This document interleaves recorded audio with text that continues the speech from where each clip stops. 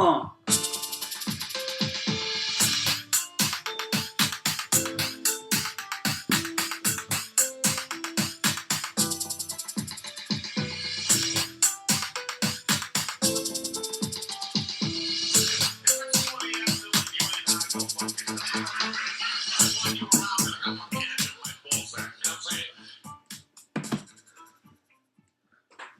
motherfucking Westbrook. We love you, Brent. Spiderweb. That's Spiderweb. You can find tons more from Brent Westbrook at SoundCloud.com. Search Brent Westbrook or J Dog. Let me tell you something else. Tonight's show is brought to you by Brody Web Design, like always. Brody Web Design is your expert in web design, program, and mobile apps, SEO, which is search engine optimization, video animation, and more. Go to Brody Web Design and get your business started today. And let me tell you something. Scott is a great guy, easy to talk to. The guy does great work. Please go see him if you're interested in a website or an app or some kind of logo, anything. He'll hook you up. He'll do it really well. And bottom line is, last week there was a pesto debate. I still think it's a sauce. I know I'm an idiot because the chef says it's not. No, I'm not, Coco. But anyway, this week's a whole different ball game because we're going to be talking sports. Ball game? Yeah. Fucking segue. Look at you, dude. I'm telling you right now, it's a smooth, you just go smooth into it. And since we're talking sports, Chris wants to talk about football. I do. First off, having a great time with this Joey Diaz app, as you can tell. But anyhow, let's talk about resting players. Let's talk about NBA at first. Now, you pay money to go see LeBron James or whoever. A lot of money. Yeah, shit ain't cheap. You pay money, and the guy that you come to see, the franchise player, they're benching him because they're already in the playoffs. Or they don't need him. They're resting him. I understand the coach's point of view. He's in it for the big deal, for the big ring, for the big trophy. But not great for the guy who's bringing his kids to see LeBron James play. Or I would say somebody for the Suns, but we got nobody. So every other team has a marquee player. Kind of think that they should be playing, but I totally see both sides of the argument. I don't see both sides. I see one side. I'm confused. I usually do see one side on topics like this because these are not men. Yeah. Okay? I'll go back to it over and over again. These are not men. They're millennials. Ooh. Okay? Millennials get mad at me. I don't give a fuck. Okay? I really don't. Because you have a total different demeanor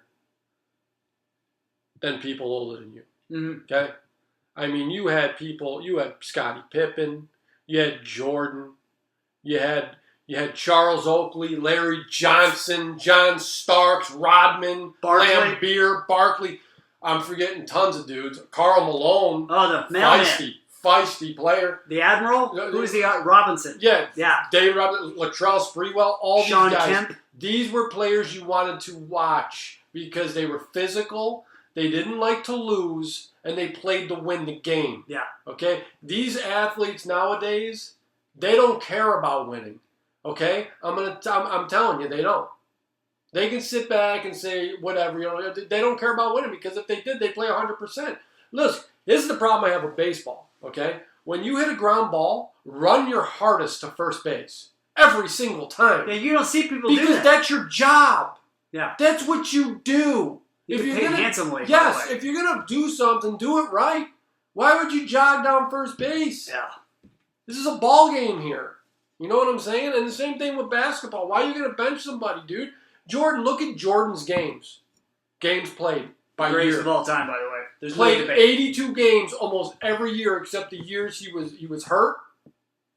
Even when in his later years, his older years, he played 82 games. And he had great shoes. Back in the 70s? Oh, dude, they're wearing Chucks. I'm wearing Chucks right now. Chucks all day in the dude, these motherfuckers played every game that they could. Every game because they loved it. And they wanted to win.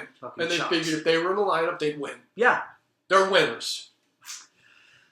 I see that side. So I think these guys, I honestly think you should get your money back. If you're going to sit, if you're going to be a puss 82 games, really? Do a 162-game baseball season and then talk to me. What if you make the tickets dirt cheap? Dude, Cal Ripken. Okay. He broke the record of 2,130 consecutive games. Never sat. Played every game. Fucking, yeah, he's a warrior. Broke Lou Gehrig's record. Okay? I forget how many he ended with. I think it might have been like 24 or something. Something ridiculous. He's a winner.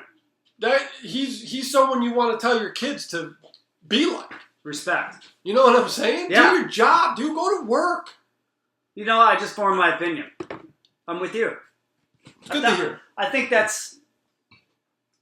you should do the best, and no matter what you do. Of course. You know? And these guys are pampered like never before.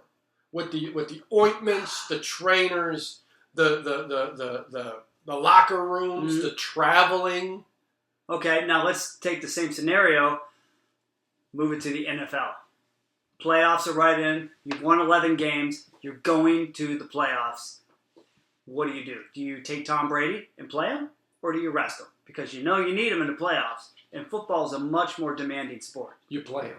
Okay. I'm going to tell you why. Go. Because that's his job. You're paying him to play a full season. Okay. Okay? I don't care if you're 13-0 or 1-13. You play him. Now, what if he gets hurt? That's the game. That's the game. You better have a backup. Better have a backup. And then you value your backup more. So backups are more valuable now. I mean, backups are treated like shit. Rightfully so. They're backups. They're not as good. No, nobody wants to be a backup. You're second best. Okay? That's what backups are. I don't give a freshman's fuck. Yeah. And enough of these people talking smack about these kickers, dude. You try to kick a football.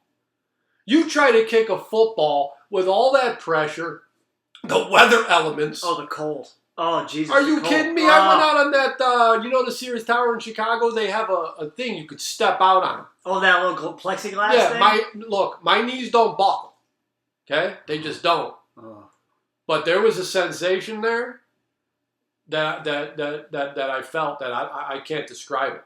I don't like heights. I never minded it when I was younger, but as I get older, I'm getting a little more, Like, I can go up high. Crazy. When I get to the edge, my balls go up in my kidneys. Dude, there's no fucking way. Yeah. Oh, I can still get to the edge. It's all mind over matter now. I call myself a puss if I feel like I'm acting like a puss. Yeah. And I'll force myself to do it. But something J-Ball needs to learn how to do. Speaking of J-Ball. J-Ball's coming on. Yeah, we're going to inform you about J-Ball. Yeah. We love him. We love this guy. Great guy. Huge fear of commitment. And he knows it. Everything we say about him, he knows. And he just has to wrestle with his own demons, I guess. Yeah. He's just one of those guys that mental toughness. He has zero. Yeah, I can blame on his old man, I guess. His dad brought him up rough. Well, but regardless. That's fine. You need to look around. He knows what he needs to do. He just has no commitment skills. And, none. He doesn't do it. No, you'll get to meet him because he's going to be here quite a bit. So we enjoy his company. Yeah, he's good.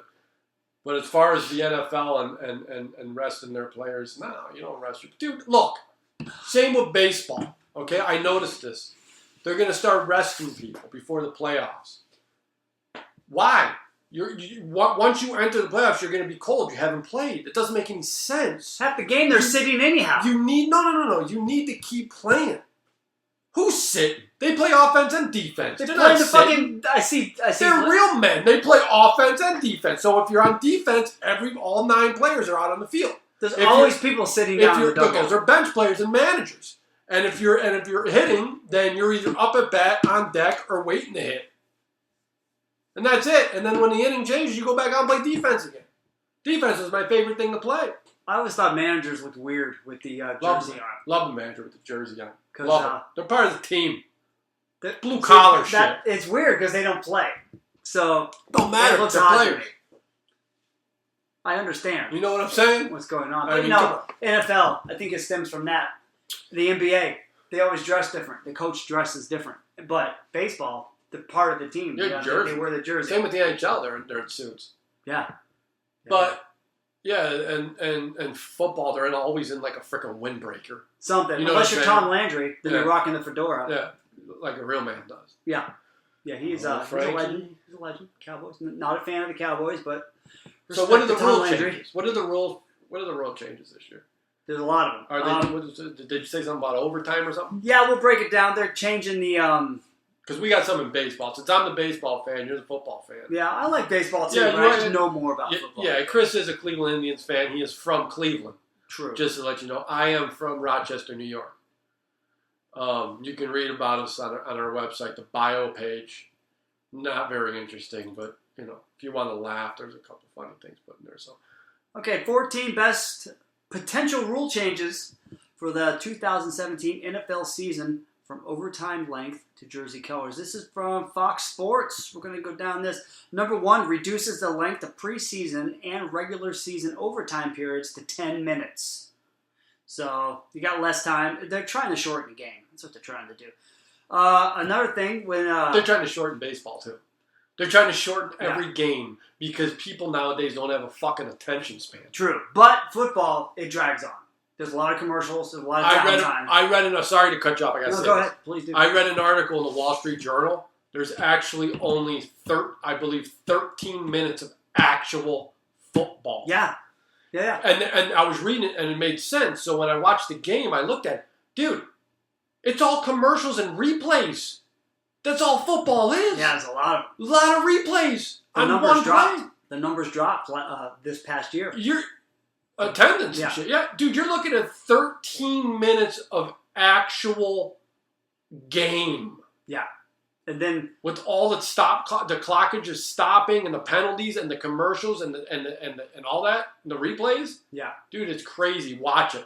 I think these new rules, if they go into effect, are definitely going to shorten the game and possibly make it better. You know what'll shorten the game? Not so many penalties. Let the guys play. I think so too. Let me a little chipper. They have some outfit ones. The jerseys. And they're always changing their jerseys. But here's one that makes sense. Replaces the sideline replay monitor with a handheld device and authorizes designated members of the officiating department to make final decisions on replay views. So instead of going to the booth, they get a tablet and they do it right there in the field. So that'll take less time. You know what I say they do? Go. No replay. Ever? Ever. No, you need them. No, you don't. There's a lot of things. It don't matter. It's part of the game. It's a human element. You got to have replay. No, you don't have to have replay. It's not part of the sport. It never has been. Why are they making it now? Well, because they got these old men out there and they're going to miss shit. No, they're not. Then you got to prime your referees. You got to have some kind of referee school and you got to hold these referees accountable. Well, they can't see everything. Dude, if you start holding people accountable, they're going to do their job better. The problem is with this country, nobody's held accountable for shit. Dude, you got a fucking shit ton of people on the field moving fast. They have instant replay. Instant replay? Instant replay when football started.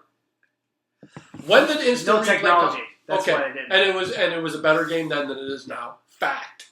Guarantee it. I will guarantee it. Just like baseball. It's faster. Better back then. Who wants fast? It's a game. It's a chess match. No, I mean faster as in the players are bigger, stronger. Well, that's because they're all on drugs and all sorts of shit. And they all should be. That's another debate. I think let them fucking run wild. If they want to run wild, let them run wild. Yeah, that's what I'm saying. As long as everyone's doing it, it's the same thing. But now you're forcing everyone to do it. All right, what we got here? Eliminates the limit of 3 total challenges per team. So how many is it now? Well, it's 3, but if you don't get it right, you'll lose one. I believe that's how it is. So this one says, the fact that teams can get 3 challenges right and then be out of challenges is preposterous. So I think that'll have the referee will be allowed to make replay announcements during commercial breaks rather than waiting for the TV broadcast to resume. I'm down with that. Because I come back and I have to sit through their fucking... That's all it is? Yeah. I cannot focus on a game anymore. They're making halftime shorter. The 40-second clock for extra points will be instituted when going to a kickoff if there's not a commercial break. So, you know how they score a touchdown, and then they kick the extra point, and then they go to commercial? Yeah, dude, and then come they on. come back, they kick the ball to the other team, and they go to commercial. That's gone. Then there's going to be money gone as well. That's good, though. I mean, they want people to watch. and people are getting fed up with it. People aren't watching. I don't Pulling watch. a Trump. They're fucking fed up with it. Yeah, I don't watch. Yeah. I used to. I don't watch no more. I can't. So these are just some of them. They are some are good, some I think This is they're J-Balls. going in the right. J-Balls. That's J-Balls. I don't think you are going in the right direction. In fact, I think you're going in the wrong direction. And I think baseball is going in the wrong direction as well. Well, I don't think these are going to affect the Okay. game. I think it'll speed it up. So You don't we'll want to have speed it spend up. fucking 3 hours watching the game. That could possibly get the same result in maybe half the time. I don't know this for a fact, but I would like to investigate. Maybe I'll do it this week, and I'll bring it back next week. On the games back in the 90s, if they did commercials that way. Something tells me they didn't have that many commercials. Different commissioner, I think. Right? Well, this commissioner is a mess. Wow. I don't know. Yeah. I don't know a lot about him. Goodell. No one likes him. Yeah, I don't No. know. Yeah, I don't know a lot about him, but I do know that the commissioner of baseball, I think Rob Manfred, Man-child. I don't like him. He's very liberal, and he wants to change his game, and he wants to leave a legacy, whether the change he made is right or wrong. And some of these changes I don't like. Weren't you saying? 4-pitch walk. Yeah. The walk. They walk. took the 4-pitch walk away. All right. So they no longer have to throw the ball because what they're going to gain an extra 6 seconds. Okay? But Yeah. I've watched games where the pitcher has actually thrown the ball away and a runner scored because it was a high leverage situation. The crowd was going crazy. Guy was on third. They intentionally walk. The crowd's getting into his head, and he threw the ball away. It's part of the game. You should play it with the original rules. Yeah, now you're just going to look at the ump and say, oh, we're walking him, and they're going to put him on first base. That's stupid. It's dumb. It takes Everything out of the anything game. can happen. I know, it takes everything, the wonder if. Like, because every time, I was talking to my brother about this, every time they do it, I don't want to say every time, but 99% of the time, I'm like, this guy could throw the ball away. And I'm waiting for him to throw the ball away. Yeah. Seriously. Yeah. But now you don't have to wait for that anymore. Well, what happens if he cracks it and fucking hits it? You know what I mean? That happened with the Yankees guy. The guy was intentional walking him. He didn't throw it far enough out, and Gary Sanchez hit the ball, and he got a base hit. Dirty Sanchez. Yep, that's what we call him, dirty. Dirty. We actually call him dirty. Dirty. Of course you Me do. and my brother call him Fucking dirty. Sanchez. But the other rule is, we all know the other rule where it's you can't no longer like take the guy out of second base, which is a joke. It's part of the game. You got to be able to take people out of the game. That's part of the game. You want to win, okay? You can't plow the catcher over anymore. I mean, you can if they're blocking the plate. But Pete Rose used to take catchers out in all-star games Fucking Pete because Rose. all What a he great wanted, guy. he wanted to do was win. Dude, how great was Pete Rose? I know, and be the best. Why do people not like that? How great Why? was Pete Rose in the World Series broadcasting? Dude, Pete It's Rose. fucking awesome. Pete Rose is Pete. I like Pete Rose. Dude, one of my favorite things about the World Series was the commentators. Was Pete Rose? And Yeah. Pete Rose. They do have good comments. Oh man, was it good? Those guys, he had so much. Who else was there? A-Rod. A-Rod. A-Rod's good. Joe Buck. Dude, I don't like Joe Buck. Yeah, but it was good though. They had a lot of knowledge going on there, and they were cracking each. There was another guy. There was 4 people, I believe. I like Tim McCarver though. Whenever I hear Tim McCarver's voice, he brings up the good old days. What time we at? When I was younger. You know. But anyway, that's another one. You can't take the catcher out, which is ridiculous. You know, I don't mind the bat flips and people having a good time. I mean, you're playing baseball. Almost 20. Almost 20. All right. We still got some things we got to get to, but Yeah. I don't want to cut you off, so keep going. But no, that's just how I feel about that. I'm old school. I like the old school rules. I like keeping things. I like change. But when it comes to stuff like this, just let the sport die out on its own. Baseball is not known for being a short game. Exactly. And when you go there, I was a chef. Yeah. I was not a chef. I was a line cook. All right. You don't get to be a chef until you run shit. It's a common misconception. You come in, and when you're working, you're a line cook. So the line cooks are like the bottom feeders. It's the backbone of the kitchen, really. They do all the work. Yeah. What do? You just cut stuff up? Well, there's prep cooks. Okay. And prep is, they focus on preparing foods for the line cook. Yeah. So they can do their job faster. Okay. So I get a piece of fish. It's already cut. I get an order for a piece of salmon. Yeah. And it's already cut to 8 ounces. Okay. It's prepared. It's wrapped, and it's in a cold tray at the proper temperature, and everything I need is ready. And that's done by a whole team in the back of prep cooks. And you do shit and you get paid more. Yes, but you have to love the job. Okay, but explain to me. So you got your line cooks. That's your line cooks. You got your prep cooks. Prep cooks in the back, prepping it up, chopping, and then what else? And then you have your sous chef. Sous chef physically runs the kitchen. Okay, like the boss. He's the boss. Like we need this out now. Yeah, he doesn't touch food.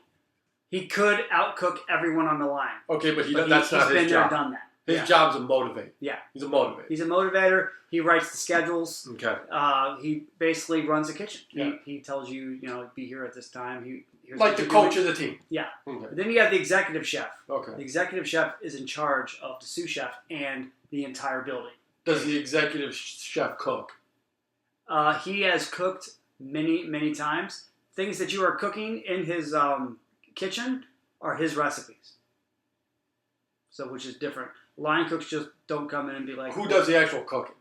The actual cooking is done by line cooks. And the sous chef is...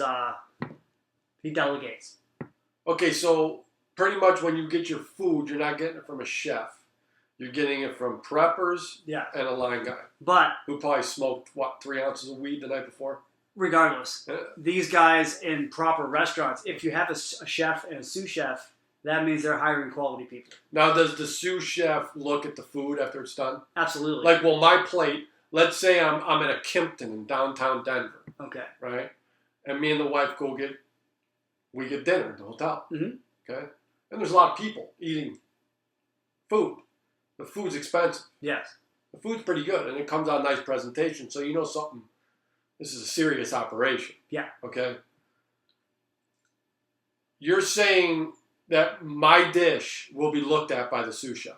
It won't come out. Yeah, it won't come out unless the sous chef approves it. Yeah. So basically, if my shit looks like garbage and tastes like garbage, I should slap the sous chef in the face. Absolutely. Okay. Absolutely. Now there's different. Now I know. There's a lot of different styles of. And then the poor fucking waiter. He or she is always the person that takes the bullet.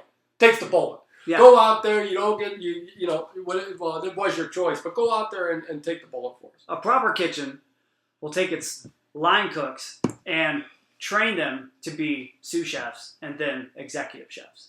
So you'll have a station that's just for fish, and then you'll have one that's just for meat, one for soups, one for appetizers and all this and that. These are the expensive joints. Yeah. Well, every kitchen is set up. Now is McDonald's set up like that? Absolutely not. They're set up for efficiency, and that's all they care about.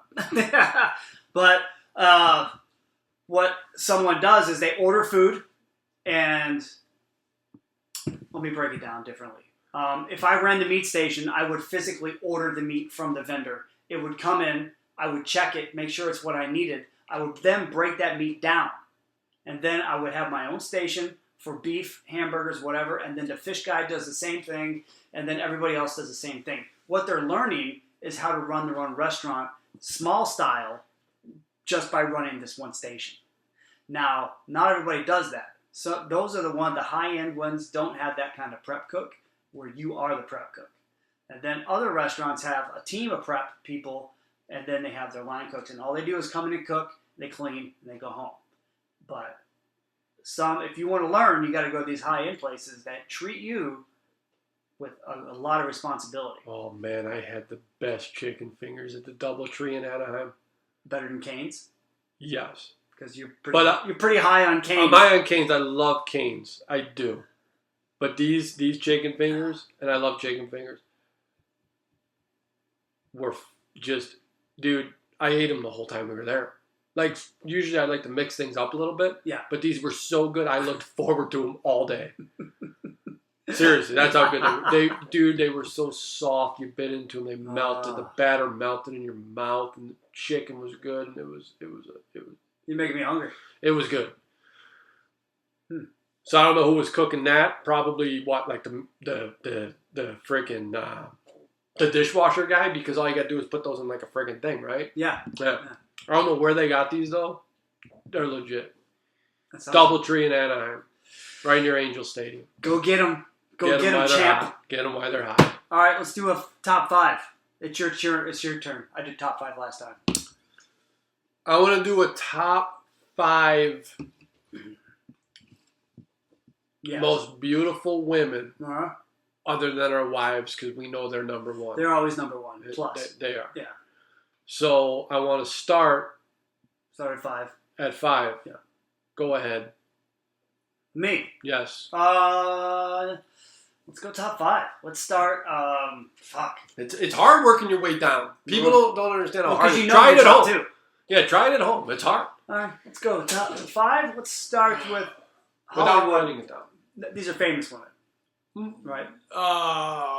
Yeah. Someone everybody knows. Yeah, because no one else really can see. All right, I'm going Jennifer Aniston. 5. Courtney Cox. 4. So there's 2 friends. 3 would be... Jesus Christ. You know, back in the day, it was fucking hotter than shit, was Nicole Kidman. Dude, Nicole Kidman's the real deal. Shit. Yeah. She's the real deal. So now we're going Marissa Tomei. And she still looks good, dude. Oh, my. Damn. She looks good. Yeah. And number 1 is Kate Beckinsale. Very nice. That's my girl. That's a very nice list. That's my girl right there. Very nice list. All right, so it's your turn, buddy. I'm gonna have to go number 5, Anne Hathaway. Okay, solid. Yeah. I'm gonna have to do that. If anyone says that's not solid, I'll punch him in the face. Number 4, not in the blondes. I don't know why I've always been more attracted to women with dark hair. Same here. Yeah. This one is a blonde though. At number 5, Charlize Theron. That's good times. Yeah. That's good times. Gonna have to do that. Jenny McCarthy was a looker back in the day. Yeah, you know, she's all fucked up right now. She got some plastic surgery. Do you see her on the ball dropping? The New Year's Eve? No, I did not. Dude, I didn't know it was her. Oh, she got some fucking work done, dude. I was like, oh my God, that's Jenny McCarthy. That's not good. Right, keep going. Marissa Tomei is number 3. Really? Love Marissa Tomei. Dude, you have to top that. All right, go. Number 2 is Kate Beckinsale. Of course. Damn. Number 1, who could it be? Dude, my number 1, and people give me heat about this. Right. Every time I look at her, she's a beautiful woman. Sandra Bullock. She's fucking smoking hot. Yeah. I've seen pictures of her lately, and she got real skinny and kind of... Which isn't good. But back in the day... I like fit. Fit's good. But skinny is not good. All right, next thing we're doing, band of the day. Oh. You got any bands you want to promote? This is one of my favorite parts of the show, because I've always wanted to do as much as I can to help people get their music out there, you know. Well, these aren't people. This is an icon. Oh, okay. Well, okay. That I heard you listening to yesterday. And I love them. And every song is good. And that's Billy Joel. Oh, fuck. I mean, come on. Tits McGee. Give this guy more respect, would you? The Good Die Young, that's my favorite song. Everything, dude. It's my favorite. Everything. I love that song, but when I actually listened to the words, I loved it more. I got a story for you about Billy Joel, if I can tell you real quick. Please. This was back, oh man, I don't know what year this was, dude. 98, maybe? 97, 98, somewhere around there. Our buddy went into the, to be a Navy SEAL. Okay? And Buds. he became one. He went to Buds. Yeah, dude. Basic underwater demolition. Yeah, dude. Yeah. That's what he was saying. Days in the water. Ugh. These guys, I mean, come on. That's hard living. These guys should get anything they want when they come home. They got my respect on that. Anything. Yeah. So, man, it's vague. I can't really remember what was really going on, but there was a party at my buddy's house, and I can see it now in my head. I can see everybody, and I can see me and my buddy standing on, I believe they were couches and maybe a chair. And we were singing out loud Piano Man, because Piano Man came on. Okay? And our friend had a little part in the song. So when that part would come up, we'd sing it all loud. And that was it. That's the story. Nice. But I always, whenever I hear that song, I think of that night, dude, and that with just a picture of the family room. Because that's where we were when we were doing it. Stuck in your head. I can see it, man. Oh. It's pretty crazy. It's cool, though. That's We had good snapshot. times. Yeah, we had good times. My band, I guess I'm going to throw out. I found the band. It's actually on the same label, I believe, as Authority Zero. They're called Templeton Peck. Templeton Peck sounds a lot like Rise Against. I don't know if you heard of them. Fucking badass. This Arizona base? No, I don't know where they're from. I don't know that, but I was on the label and just scrolling down, and you could listen to all the different bands they have. Templeton Peck, dude, fucking badass. Good band. If you like Rise Against, go get them. These guys. Recipe of the day. I'm gonna come up with this right off the hip. I don't think you had one last show. Pesto. I did pesto because it was a great pesto debate. You did the ingredients? I dropped it. Remember fresh cheese? I'm gonna do fresh cheese.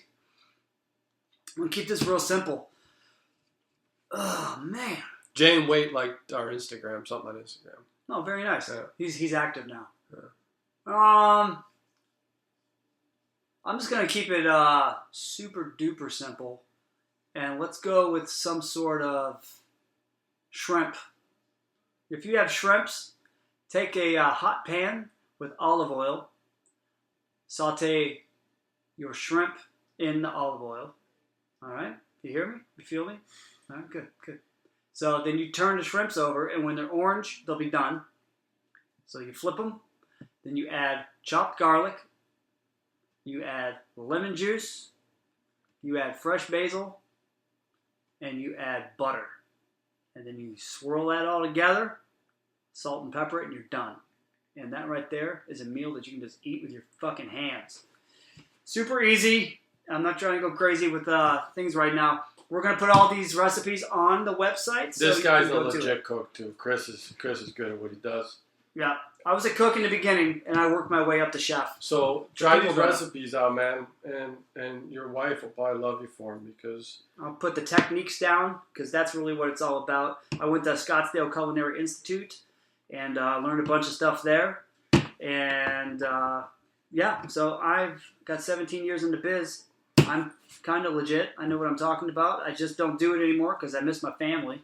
And I'm always fucking there at work and not with my family. So that's why I don't do that. That's pretty much it. I would say do a couple shout outs. Yeah. And then we'll see you guys next week, and you'll meet J-Ball for the first time. Yeah, J-Ball's going to visit us. It'll be good. Yeah, it should be. So, yeah. I'm going to re-shout out to Old Cracker and American Soldier. Thank you very much for your service, American Soldier. And I'm just going to take a little Joey Diaz right here and light you up.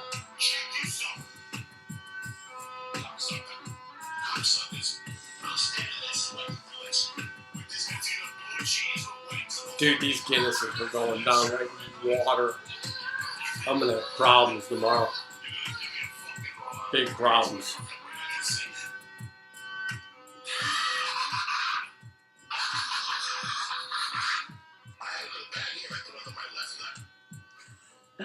Joey Diaz, world's funniest comedian.